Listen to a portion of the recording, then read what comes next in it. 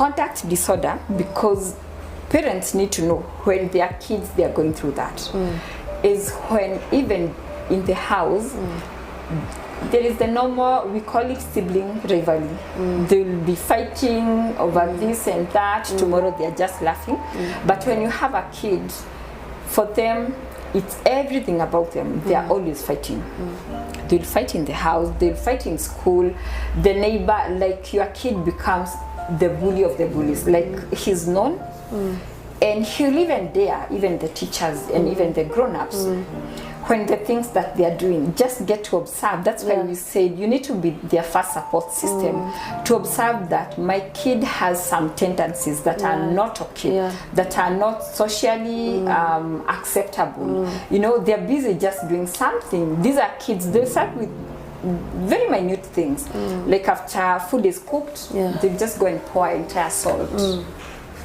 After something has been done, or even pili, you know, they just ensure they do everything, and you'll just be there blaming the teachers. You know, most of the time, rather than concentrating on what is not working, we concentrate on the other person. Maybe it's the wife, it's the husband, it's the teachers, it's the nanny. Get to know when your kid is on the extreme of bad behavior, or on extreme of indiscipline cases. They are always sent home because of things, and they are not remorse about it. They'll actually go ahead and justify, yes, I had to beat him up because he did ABCD. It means they are actually not seeing their mistake anywhere. By this, you'll be able to observe the tendencies. One of it's just an indiscipline case, and that's why therapy is very, very important for you as a parent. How will you be able to know if my kid is actually contact? Because we say before they grow to 18, they can be helped. There is help about it. This is something that is genetically there. So when you're dealing with gene, now this becomes even more, you know, more complex. But there is help. Help is by helping them adapt to the positive living, even the relationships. We also take them through how to be empathetic, because it comes with empathy for even to be remorse and to say sorry. These are kids that's not within their norm. They'll be okay, they'll steal from their parents. You know, when they start stealing, ask yourself questions. They may steal because of indiscipline cases. They are stealing to go and buy bread.